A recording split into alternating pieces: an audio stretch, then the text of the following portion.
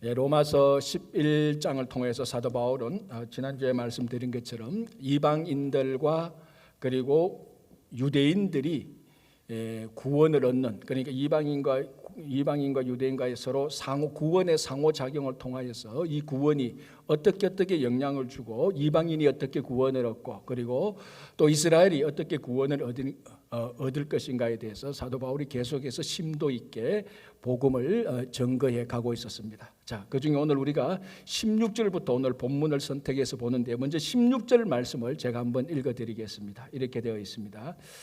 제사하는 처음 익은 곡식가루가 거룩한 적 떡덩이도 그러하고 뿌리가 거룩한 적 가지도 그러하니라.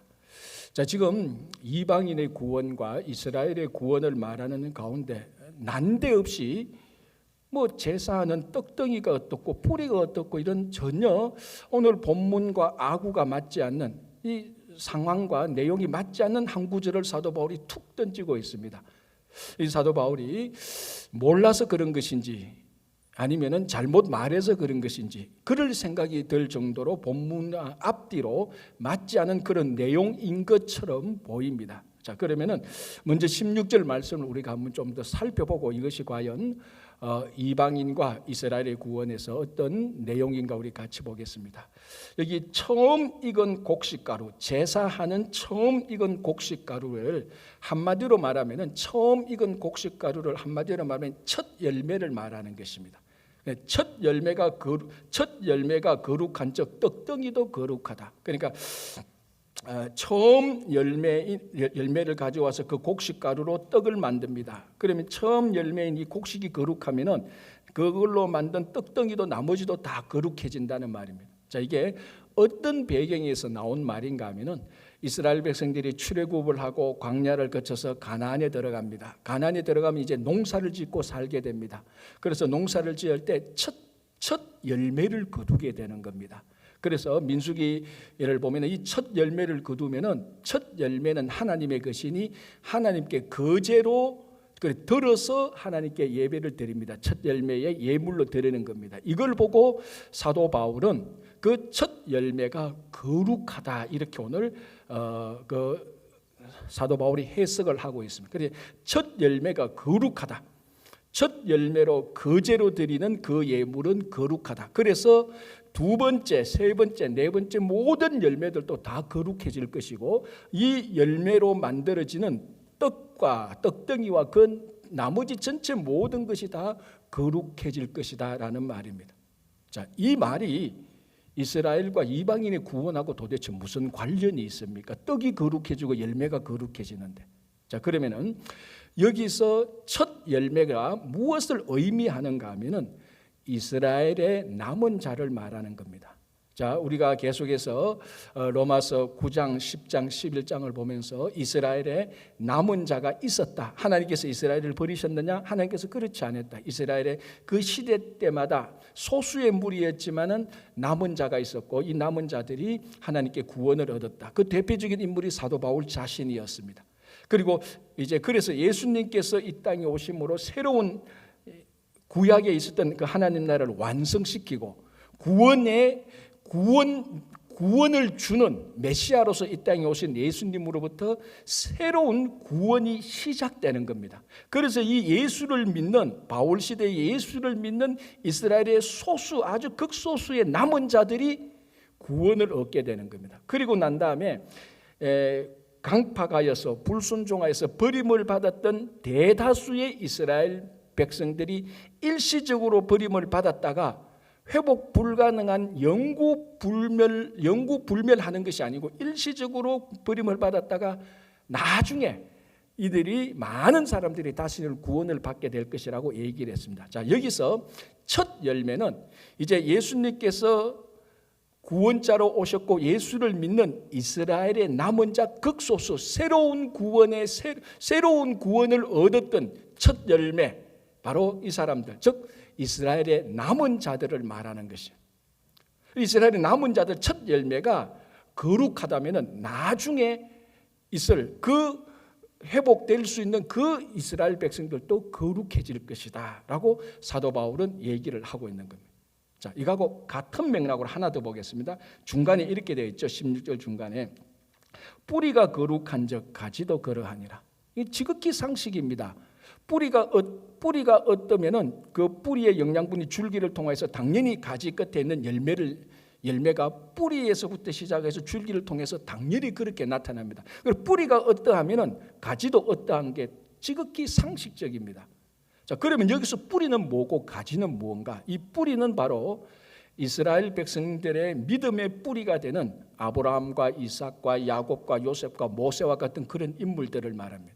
하나님께서 그런 인물들과 이스라엘의 신앙의 뿌리가 되는 그런 믿음의 선진들과 계속해서 언약을 맺었고 그 언약에 기초하여서 그 거룩한 언약에 기초하여서 이스라엘 백성들이 타락하고 부패했음에도 불구하고 그 이스라엘의 믿음의 뿌리가 되는 거룩한 그 선진들을 통하여서 이스라엘 백성들이 완전히 멸망하지 않고 지금까지 남은 자들이 있게 되는 그런 결과를 가지게 된 것이. 자, 여기서 이제 이 바로 첫 열매로 하나님께 제사를 드리는 바로 이 거룩함. 그리고 이 첫 열매가 이스라엘의 남은 자, 이제 새롭게 예수를 믿어서 구원을 얻는 자를 말하고 이 뿌리가 거룩했기 때문에 지금까지 남은 자가 함께 존재해 있었다라고 이스라엘의 남은 자의 구원을 말하고 이후에 모든 사람 이스라엘의 많은 구원 얻을 자에게 미칠 영향을 말을 하고 있는 것입니다. 이제 여기서 우리가 두 가지를 생각할 수 있을 건데 첫 번째는 뭔가 하면은 뿌리 또는 처음 익은 곡식가루, 첫 열매, 그러니까 첫 열매 뿌리 이것이 먼저 거룩해야 된다는 이것이 먼저 거룩해야 된다는 것이. 그러니까 첫 번째가 거룩해야 두 번째, 세 번째도 거룩해진다는 첫 열매, 첫 번째의 거룩함의 중요성을 말하고 있는 것이고요. 또 하나는 왜 거룩인가 하는 것입니다. 왜 거룩이냐는 겁니다. 사랑도 있고 섬김도 있고 봉사도 있고 평강도 있고 치유도 있고 승리도 있고 여러 가지 많은 신앙의 첫 열매가 있을 수 있는데 사랑의 첫 열매도 있고 평강의 첫 열매도 있을 수 있는데 섬김과 봉사와 희생의 첫 열매도 있을 수 있는데 우리가 성령의 9가지 열매처럼 희락과 기쁨의 첫 열매도 맺을 수 있는데 왜 바울은 거룩의 첫 열매를 여기서 말을 할까라는 것입니다. 왜 거룩인가는 겁니다. 자, 거룩은 사람과 세상과 하나님과 비교해서 가장 본질적으로 구별되는 하나님의 본성이 거룩입니다. 자, 하나님을 우리가 여러 가지로 말할 수 있습니다. 제가 방금 나열한 것처럼 사랑의 하나님. 자, 이 사랑의 하나님은 우리가 사랑의 하나님을 완전히 다 알지는 못하지만 부모의 사랑을 통해서 하나님의 사랑을 약간 우리가 알 수가 있습니다.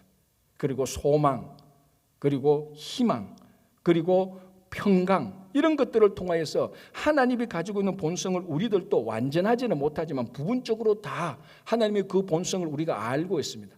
그러나 천하 없어도 세상과 우리가 죄인된 우리가 결코 알 수 없는 하나님의 본성이 거룩입니다. 그러니까 세상과 우리와의 관계에서 볼 때 거룩이야말로 완전히 우리와 구별되는 완전히 세상과 구별되는 하나님의 본질이 거룩입니다. 우리가 아무리 노력해도 무엇을 해도 하나님의 거룩은 알 수가 없습니다. 그건 하나님으로부터만 온전히 나오는 거룩이기 때문에 그렇습니다. 그래서 이 거룩이야말로 이 세상과 인간을 확실하게 구별짓는 하나님의 특별한 본질이 거룩입니다. 자, 여러분 모세가 소명받을 때를 한번 보십시오. 하나님께서 모세 나이 80대 그 모세가 오고 가는 그 길에서 모세를 부릅니다. 그래서 그 가시덤불에 불은 타는데 불은 붙었는데 가시덤불이 타지 않는 걸 보고 모세가 그 앞에 나가지 않습니까? 그때 하나님이 모세에게 뭐라고 말합니까? 모세야 이리로 가까이 하지 말라. 내가 선 곳은 거룩한 곳이니 신을 벗으라고 말합니다. 자, 그 땅이 진짜 거룩한 땅입니까? 아니에요. 지난 40년 동안 모세가 양을 치면서 왔다 갔다 했던 그 땅입니다. 그리고 아마 그 땅 어디에 어느 한 부분에는 한 며칠 전만 하더라도 양이 배설물을 쏟아낸 그 땅일 수도 있는 것입니다. 그런데 그곳이 왜 거룩해집니까? 거룩한 하나님이 거기에 계시니까 그 장소, 그 공간이 거룩해지는 것입니다. 그러니까 하나님께서 모세를 만날 때 하나님 본연의 하나님의 본질적인 것이 나는 거룩한 하나님이다라고 말을 하는 것입니다. 더 놀라운 것은 그 다음에 출애굽기 3장 6절, 그러니까 내가 선 곳은 거룩한 곳이니 신을 벗으라, 이 말이 출애굽기 3장 4절 5절에 나오는데 바로 그 다음 구절 3장 6절에 하나님께서 뭐라고 말하는가 하면 모세에게 나는 아브라함과 이삭과 야곱의 하나님이라고 말합니다. 왜? 이 하나님이 어떤 하나님입니까? 거룩한 하나님이라는 것입니다. 지금 모세 너를 불러서 너를 불른 이곳을 거룩하게 만드신 내 거룩한 하나님이 누군가 하면은 아브라함을 불렀고 이삭을 불렀고 야곱을 불렀던 하나님이다. 그러면은 아브라함이 만났던 하나님, 야곱이 만났던 하나님, 이삭이 만났던 하나님은 어떤 하나님? 거룩한 하나님이라는 거예요. 하나님이 사람을 만날 때 사람과 본질적으로, 세상과 본질적으로 확 구별짓는, 면도날로 잘라버리는 본질이 거룩함입니다. 이사야가 소명받을 때 날개 6 달린 천사 서랍이 와서 뭐라고 말합니까? 거룩하다, 거룩하다, 거룩하다. 주 하나님이 거룩이라는 단어를 3번이나 반복합니다. 그러니까 그 앞에서 이사야가 뭘 느낍니까? 화로다. 내가 망하게 되었다. 내가 완전히 죽게 되었다. 거룩한 하나님을 내가 만났으니 내가 죽게 되었다라고 말합니다. 하나님과 인간 사이에 그만큼 본질적인 차이가 있는 것입니다. 그래서 오늘 하나님께서 첫 열매는 거룩하라. 그래야 다음 세대가, 그 다음 세대가, 계속해서 다음 세대가 거룩하여질 것이라는 겁니다. 문제는 우리가 하나님에 대해서, 거룩한 하나님에 대해서 그렇게 썩 좋아하지 않다는 겁니다. 하나님의 거룩하신 하나님은 인기가 별로 없는 하나님입니다. 자, 여러분 한번 물어보겠습니다. 사랑의 하나님 어떻습니까? 좋죠? 싫어요? 사랑에는 얼마나, 평강의 하나님 얼마나 좋습니까? 걱정 근심인데 평강을 주시는 하나님. 승리의 하나님, 맨날 세상에서 깨지는데 하나님이 승리를 주신다. 얼마나 좋습니까? 치유의 하나님, 내 몸이 아프고 우리 가족이 아픈데 치유하신 하나님, 최고의 하나님 아닙니까? 그러니까 소망의 하나님, 아무런 희망도 없고 낙이 없는데 소망을 주신 하나님 얼마나 좋습니까? 거룩한 하나님 좋습니까? 뭔가 모르게 마음에 부담감이 되죠. 왜 그런 줄 아십니까? 소망과 승리와 평강과 사랑과 치유, 구원, 보호, 인도, 이 모든 하나님의 본성은 우리를 위한 것입니다. 인도하시는 하나님, 하나님을 위한 겁니까? 우리를 인도하잖아요. 평강의 하나님, 하나님의 평강을 원합니까? 우리에게 평강을 주시는 겁니다. 그래서 우리가 신앙의 본능적으로 사랑의 하나님, 평강의 하나님, 치유의 하나님, 승리의 하나님, 구원의 하나님, 인도하시면 다 좋습니다. 거룩한 하나님, 우리를 위한 겁니까? 아니요. 그건 하나님을 위한 거예요. 하나님에게만 적용되는 거룩한 하나님.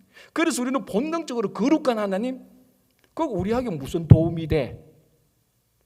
그냥 하나님이 거룩하고 하나님 거룩하고 알고 하나님 거룩하시니까 영광 돌리고, 그러나 사랑과 소망과 구원과 치유와 인도, 이건 전부 다 우리를 위한 겁니다. 그러니까 이거는 다 좋은데 거룩하신 하나님이라고 말할 때는 본능적으로 뭔가 모르게 부담이 되는, 내가 또 거룩해야 되는 것, 내가 또 경건하게 살아야 되는, 세상의 모든 것을 포기하고 즐거운 것을, 기쁨을 포기하고 마치 내가 끌려가듯이 억지로 거룩해지는, 그래서 이 거룩은 우리 성도들 사이에도 별로 인기가 없습니다.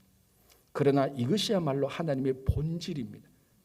자, 30여 년 전에 복음주의 계통의 신학교 학생들을 설문조사합니다. 복음주의 계통의 신학교 학생들은 어떤 학생들인가 하면 전체적으로 좀 보수적이고 경건한 학생들입니다. 다른 신학교 학생들보다. 그러니까 뭐 좀 학생들, 우리 성도들 간에도 신앙의 컬러가 있지 않습니까? 좀 진보적이고 뭐 좀 이런 것보다 기도하는 거 좋아하고 경건한 삶을 좋아하고 자기가 바르게 살라고 보수적인 이런 학생들, 이런 신학교 학생들이니까 훨씬 더 보수적이고 경건적이죠. 이런 신학교 학생들에게 하나님을 어떻게 이해하고 어떻게 믿고 있는가 설문조사를 했는데 하나님에 대해서 딱 2가지 옵션만 줬습니다. 사랑의 하나님, 거룩하신 하나님. 당신이 생각하시는 하나님은 어떤 하나님입니까? 둘 중에 하나를 선택하십시오. 당신이 좋아하는 하나님은 어떤 하나님입니까? 둘 중에 하나를 선택하십시오. 그래서 이 신학생들이 둘 중에 하나를 선택했는데 사랑의 하나님을 선택한 학생이 80%, 거룩하신 하나님을 선택하신 하나님이 20%, 비율로 4대 1입니다. 그만큼 경건하고 보수적인 신학교 학생들조차 거룩하신 하나님보다 사랑의 하나님을 더 좋아한다는 거예요. 자, 사랑의 하나님을 좋아한다는 게 잘못됐다, 나쁘다는 건 절대로 아닙니다. 그러나 그만큼 이 설문조사가 보여주는 것은 신학교 학생들, 경건한 신학교 학생들조차도 거룩한 하나님에 대한 거리감이 있다는 거예요. 인기가 없다는 겁니다. 그게 30년 전이니까 지금은 오죽하겠습니까? 지난 30년 동안 얼마나 변화가 많았고 얼마나 세속화되었겠어요. 지금 아마 그런 조사를 해보면 4대 1은 그냥 10대 1만 나와도 잘 나왔을 겁니다. 거룩에 대해서. 이렇게 우리가 뭔가 모르게 딱 꼬집어서 말은 못하지만 거룩한 하나님은 부담이 되고 다른 하나님을 자꾸 선택하고 싶은 그런 신앙의 본성이 있습니다.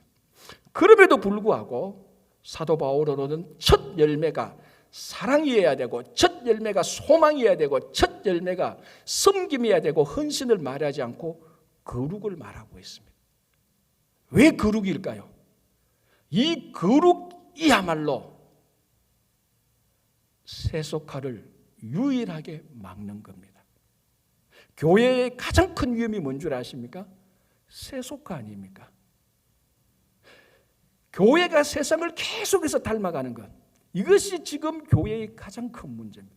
교회의 가장 큰 본질은 타락하고 부패하고 유혹이 많은 세상이 거룩한 교회를 계속해서 닮아야 되는데, 지금 시대의 문제는 이 교회가 계속해서 세상을 닮아가서 세속화되는 것이 가장 교회의 위태한 점입니다.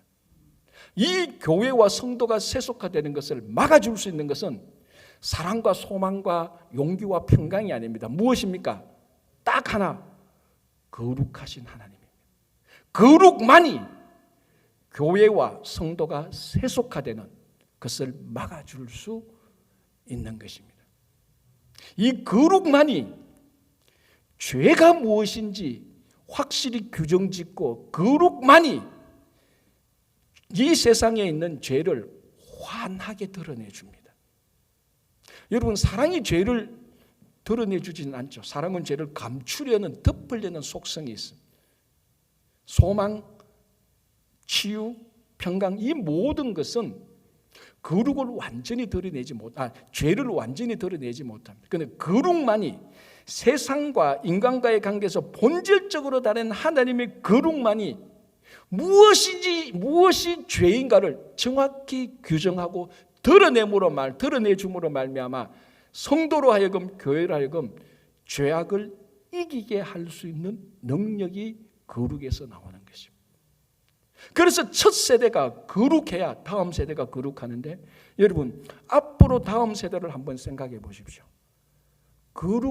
이 세상이 더 세속화되지 더 거룩해질 가능성은 0%입니다.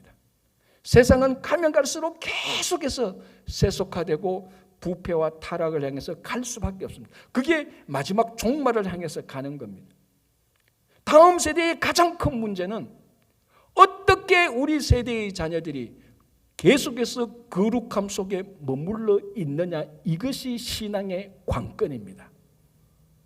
다음 세대가 어떻게 거룩에 머물러 있을 수 있게 할까? 첫 세대인 우리가 거룩한 길을 내어줘야 되는 겁니다. 그래서 사도 바울은 말합니다. 첫 열매가 거룩해야 나머지 전체가 다 거룩할 것이다 라고 말합니다. 여러분들이 우리가 예수를 믿는 순간 우리에게 주어지는 공식적인 호칭이 있습니다. 그게 뭘까요? 성도입니다. 물론 어느 교회에서는 형제자매라고 말하는데 그 좋죠. 그 형제자매는 친밀감 있고 좋지만은, 형제자매가 되기 전에 우리가 예수를 믿는 순간부터 우리는 공식적으로 누구든지, 장로가 되기 전에, 목사가 되기 전에, 성가대가 되기 전에, 교사가 되기 전에 누구든지 먼저 자동적으로 성도가 되는 겁니다. 성도의 뜻이 뭡니까? 거룩한 무리들. 그래서 여러분들이 예수를 믿는 순간 거룩한 사람이 되었어요. 어떻게 계속해서 이 거룩을 유지할 수 있을까? 사도 바울이 믿음의 아들 디모데에게 디모데전서 4장 5절에서 이렇게 말합니다. 하나님의 말씀과 기도로 거룩하여 지내니라. 자, 디모데전서는 바울의 노년에 기록한 책입니다. 바울의 산전수전을 다 겪었습니다.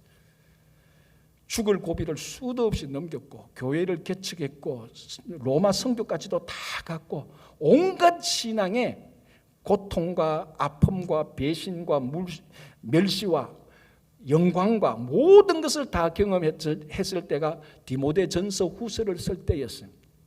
그 모든 것을 경험하고 사도 바울이 믿음의 아들 디모데에게 말합니다.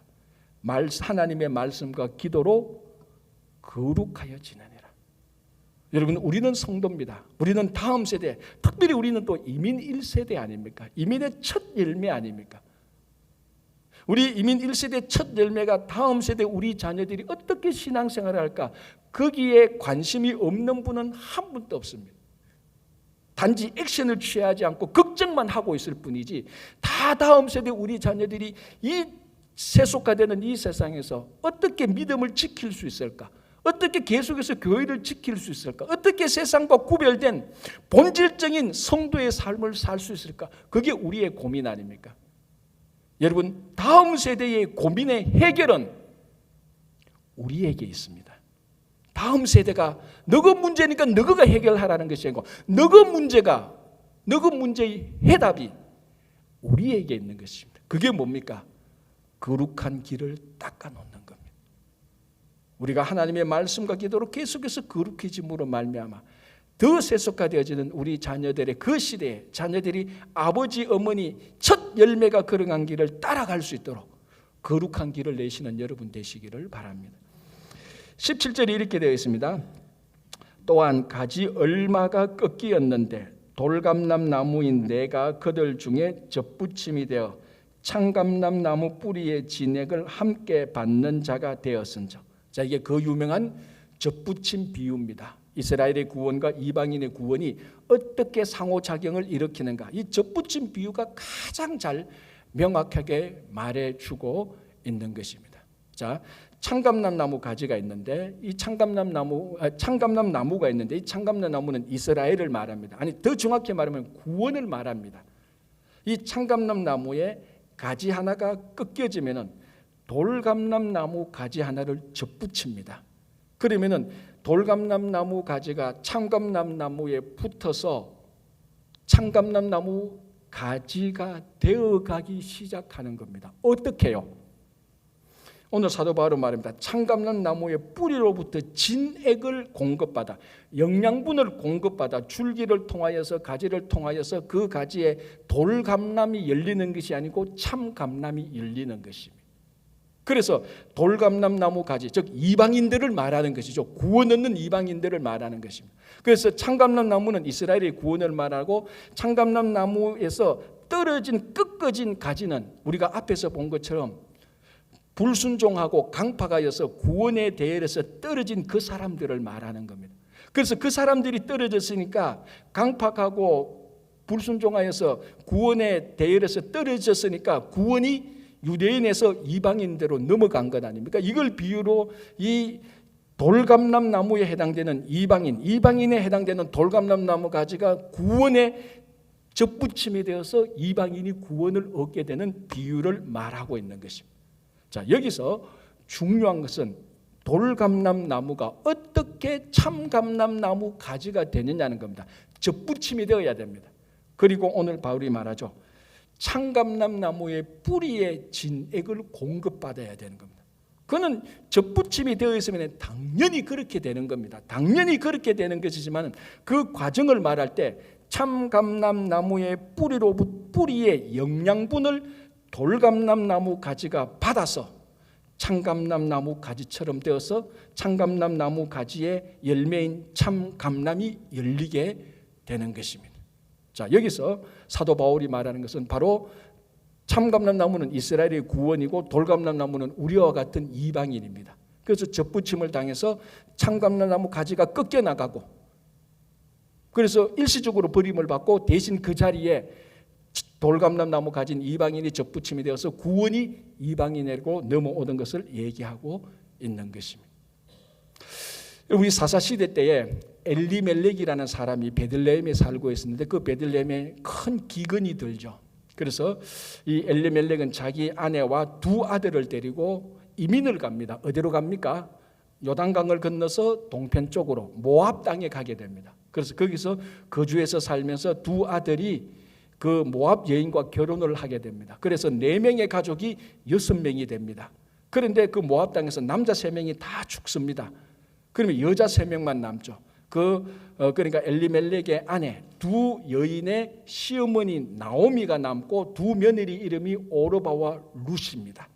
이 지금 룻기 내용을 지금 제가 얘기하고 있는 거죠. 그러다가 남자 3명이 다 죽으니 이 나오미가 이방 땅 모압 땅에서 살기 힘들어져서 고향 베들레헴으로 돌아가기로 결정하고 두 며느리를 데리고 고향 베들레헴으로 가는 도중에 나오미가 아무리 생각해도 이 두 며느리 모압 여인 이방 여인이 베들레헴에 가서 정상적인 삶을 살기가 어렵다고 판단하고 두 며느리를 다시 자기 고향 모압으로 돌아가라고 강권합니다. 그래 한번 돌아가라가 아니고 강력하게 너 둘이 돌아가라. 너 아직 젊고 좋은 사람 만나서 여생을 편안하게 잘 보내라. 너 내 따라 베들레헴 갔다가는 인생 다 망한다. 눈에 뻔하다. 100% 보인다. 그러니까 빨리 돌아가. 강력하게 권고하는데 그 말을 들었던 오르바는 눈물을 흘리면서 어머니의 강건함을 받아서 고향 땅 모압으로 돌아갑니다. 남은 며느리 룻은 뭐라고 말합니까? 자기는 안 돌아가겠다. 어머니 나를 고향으로 돌아가라고 강건하지 말라. 자, 그게 룻기 1장 16절에서 17절 전반부인데 제가 한번 읽어드릴 테니 이 말씀을 듣고 여러분 무슨 생각이 떠오르는가 한번 보십시오. 한번 생각해 보십시오. 룻이 이르되 내게 어머니를 떠나며 어머니를 따르지 말고 돌아가라 강건하지 마옵소서. 어머니께서 가시는 곳에 나도 가고 어머니께서 머무시는 곳에 나도 머물겠나이다. 어머니의 백성이 나의 백성이 되고 어머니의 하나님이 나의 하나님이 되시리니 어머니께서 죽으시는 곳에서 나도 죽어 거기 묻힐 것이라. 뭘 느낍니까? 접붙임 아닙니까? 이방 여인 모압 여인 룻이 자기 시어머니 나오미에게 딱 접붙임 되었습니다. 그래서 뭐라고 말합니까? 어머니께서 가시는 곳에 나도 가야 된다. 그렇잖아요. 참감람 나무가 돌감람 나무 가지가 참감나무에 딱 접붙임 되었으면 참감람 나무가 어디를 가든지 돌감람 나무 가지는 따라갈 수밖에 없습니다. 왜? 접붙임 되어 있으니까. 그래서 이방 여인 모압 여인 룻은 자기 시어머니 나오미에게 접붙임이 되었다. 나를 잘라내지 마십시오. 강건해서 돌아가게 하지만 나는 어머니에게 접붙임된 사람입니다. 그래서 어머니께서 가시는 곳에 당연히 나도 가고 어머니가 머무시는 곳에 나도 당연히 머뭅니다. 상식 아닙니까? 그리고 어머니께서 죽으시는 그곳에 참감람 나무가 거기서 죽으면은 거기에 붙어있는 돌감람 나무 가지 나도 어머니가 죽는 그곳에서 나도 묻힐 것입니다. 나를 떼어내지 마십시오. 그래서 룻은 시어머니 나오미에게 접붙임되어서 베들레헴으로 들어갑니다. 거기서 이제 우리가 다 아는 대로 보아스를 만나서 결혼하고 자녀를 낳는데 그 자녀가 다윗의 할아버지, 그러니까 룻은 다윗의 정조 할머니가 되는 겁니다. 이방 여인, 모압 여인이 그 당시 유대인들이 볼 때는 모압 여인은 벌레 취급밖에 하지 않습니다. 미천하고 쓸데없는 그런 벌레와 같은 모압 여인 하나가 시어머니 나오미에게 접붙임이 되어서 나오미의 뿌리로부터, 나오미의 뿌리가 뭡니까? 하나님의 신앙 아닙니까? 거기로부터 신앙의 영양분을 공급받아서 그 삶의 여정에 다윗의 정조 할머니가 되는, 정말 참감람나무 중에서 참감람나무가 되는 거죠. 그래서 마태복음을 보면은 예수님의 족보에 당당하게 룻의 이름이 들어가 있습니다. 이거 원래 돌감람나무예요. 여러분, 돌감람나무는요 천하에 쓸데없습니다. 한 군데만 씁니다. 어디 쓰는 줄 압니까? 뗄감 불 뗄 때만 쓰는 겁니다. 다른 데는 쓸 데가 없어요. 다른 데 천하에 쓸데없는 돌감람나무 가지인 모압 여인 룻 한 사람이 시어머니 나오미에게 접붙임되어서 그 뿌리로부터 하나님의 신앙을 받아서 다윗의 정조 할머니가 됩니다. 예수님의 족보에 올라가는 우리가 말하는 오리지널 참 감람나무 가지가 되는 겁니다. 여러분, 사실 우리가 모압 여인 룻과 같은 똑같은 돌감람나무예요. 우리가 모압 여인 볼 때, 유대인이 모압 여인 볼 때 저 천하에 쓸데없는 진짜 쓰레기가 아니면 불에 태워줄 수밖에 없는 돌감람나무 가지, 그게 원래 우리였어요. 원래 우리인데 하나님의 절대적인 능력과 일방적인 은혜로 우리를 예수에게 접붙임시켜서 예수의 뿌리로부터 신앙의 영원한 생명의 영양분을 공급받아 오늘도 영생을 살고 있는 것입니다.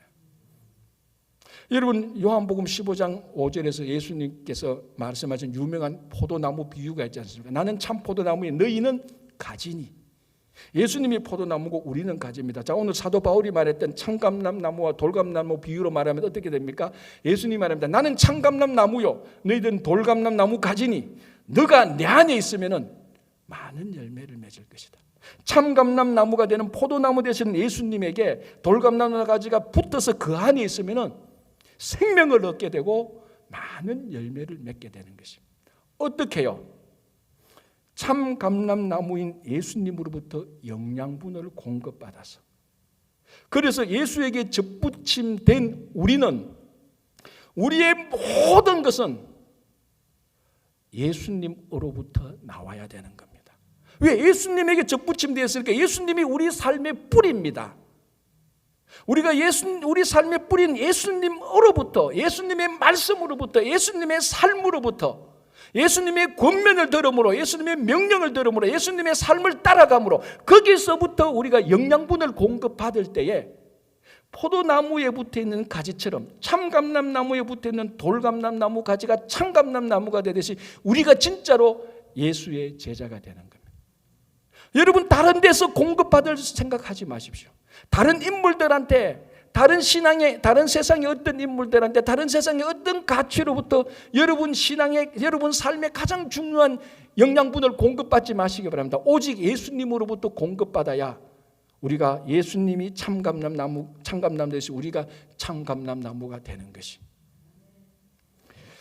자, 18절부터 한번 몇 구절 읽어드릴게요. 이렇게 되어 있습니다. 그 가지들을 향하여 자랑하지 말라. 자랑할지라도 내가 뿌리를 보존하는 것이 아니요 뿌리가 너를 보존하는 것이니라. 그러면 내 말이 가지들이 꺾인 것은 나로 접붙임을 받게 하려 함이라 하리니 옳도다. 그들은 믿지 아니함으로 꺾이고 너는 믿음으로 섰느니라. 높은 마음을 품지 말고 도리어 두려워하라. 하나님이 원 가지들도 아끼지 아니하셨은즉 너도 아끼지 아니하시리라. 자, 이 말은 참감람나무에 붙은 돌감람나무 가지, 그래서 참감람나무 가지가 되어서 참감나무의 열매를 얻었던 구원을 받은 이방인들에게 주는 하나님의 권면입니다. 한마디로 말하면 뭡니까? 너희들이 참감람나무 가지에 붙어서 참감람나무 가지의 열매, 참감람나무의 열매를 맺었다고 해서 교만하지 말라. 그리고 꺾여진 참감람나무 가지를 무시하지 말라. 그게 오늘, 그러니까 쉽게 말하면 이방인들을 하는, 구원을 받은 이방인들을 향해서 사도 바울이 강력하게 권면합니다. 교만하지 말라. 마음을 높은 데 두지 말라. 자긍하지 말라. 세 가지 이유로 말이죠. 첫 번째는 뭡니까? 너희들이 참감람나무 가지, 돌감람나무인데 참감람나무에 붙어서 참감람나무의 열매를 얻은 것은 뿌리로부터 영양분을 받아서 그렇게 된 것이, 너희들이 참감람나무를 보존한 게 아니다. 참감람나무가 너희들을 보존한 거 아니냐. 그래 너희들이 뭐 자랑할 게 뭐가 있느냐. 이게 첫 번째고, 두 번째는 19절 20절에서 말합니다. 자, 지금 이 그림을 생각해 보면 참감람나무가 있고 원래 참감나무 가지가 있습니다. 근데 참감람나무 가지가 꺾여졌다 그랬죠. 왜? 교만과 불순종과 강팍함으로 창감나무 구원에서 이스라엘이 꺾여졌습니다. 요 꺾여진 자리에 돌감나무 가지가 접붙임을 당하는 겁니다. 그러니까 창감나무 가지가 어쨌든 창감나무 원래 창감나무의 가지가 꺾여야 희생이 되어야 창감나무 가지 하나가 죽어야 그 자리에 돌감나무 가지가 들어가는. 그러니까 자기가 자격이 있어서 돌감나무 가지가 저 창감나무 가지에 맺힌 것보다 내가 더 열매를 잘 맺을 수 있을 자격이 있어서 더 똑똑해서 더 잘생겨서 접붙임을 당한 게 아니라는 겁니다. 창감나무 가지가 꺾여졌으니까 거기서 하나님의 은혜와 능력으로 접붙임을 당했으니 네가 무슨 자랑할 것이 있느냐는 거예요. 세 번째 이유는 강력합니다.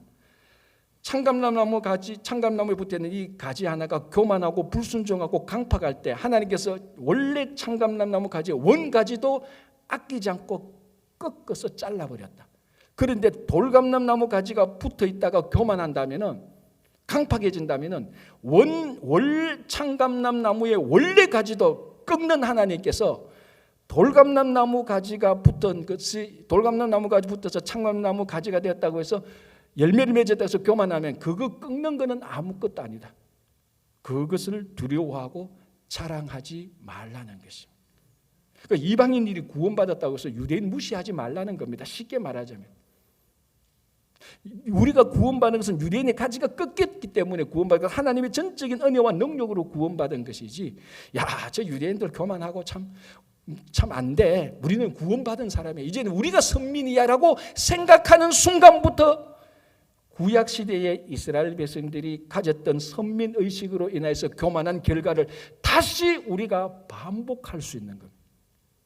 하나님께서 사도 바울을 통해서 그것을 강력하게 권고하고 있습니다. 제발 돌감나무 가지야 교만하지 말라. 겸손히 있어라 라고 말합니다. 자, 아브라함이 75세 때에 하나님의 부르심을 받아서 사라하고 갈대아 우르를 떠나서 가나안 땅에 돌아옵니다. 그때 부르심을 하나님께서 그 아브라함과 사라를 부를 때 약속을 한 게 있지 않습니까? 그 약속이 뭡니까? 하늘의 별과 바다의 모래처럼 많은 자손을 가지게 되고 그 사람들이 살게 될 땅을 줄 것이다. 그런데 그 이후부터 10년이 지났는데 자녀가 없지 않습니까? 우리가 잘 아는 내용. 그래서 사라가 뭐라고 말합니까? 자기 남편 아브라함을 불러서 나는 아무리 내 몸을 내가 아니 내가 생리적으로 아이를 못 낳습니다. 하나님께서 우리에게 자식을 준 것은 내가 아니고 내 몸종 애굽 여인 하갈을 통해서 자녀를 낳을 수 있을 것입니다라고 아브라함에게 권면을 하죠. 제안을 하죠. 그래서 사라가 자기 몸종 이방 여인 애굽 여인 하갈을 통해서 아브라함과의 동침해서 하갈이 자녀를 가지게 됩니다. 그 다음부터 무슨 일이 있었을까요? 하갈이 아브라함의 자녀를 임신하게 됩니다. 무슨 일이 있었을까요? 제가 읽어드릴게요. 창세기 16장 4절입니다. 아브라함이 하갈과 동침하였더니 하갈이 임신하매 그가 자기의 임신함을 알고 그의 여주인을 멸시한지라. 여기 오늘 딱 요 본문에 맞는 겁니다. 여러분, 하갈이 아브라함과 사라에게 접붙임된 겁니다. 애굽 여인이고 사라의 몸종 아닙니까? 그런데 아브라함과 사라의 가정에 접붙임되고 아브라함과 동침해서 아기를 가지게 됩니다. 그때부터 아기가 없는 자기 주인 사라를 무시하게 되고 교만하게 되는 겁니다. 멸시하게 됩니다. 어떻게 됐을까요? 이 하갈은 그 집에서 쫓겨납니다. 버림을 받게 되는 거죠. 오늘 하나님께서 돌감나무 가지가 교만하면은 창감나무 가지도 꺾은 하나님께서 돌감나무 가지도 버린다, 꺾는다고 했던 일이 그대로 하갈에게 일어났던 것입니다. 그래서 하갈이 그 집에서 쫓겨나서 광야로 갑니다. 그러나 사랑의 하나님께서 하갈을 찾아와서 위로하고 격려합니다. 그런데 뭐라고 말합니까?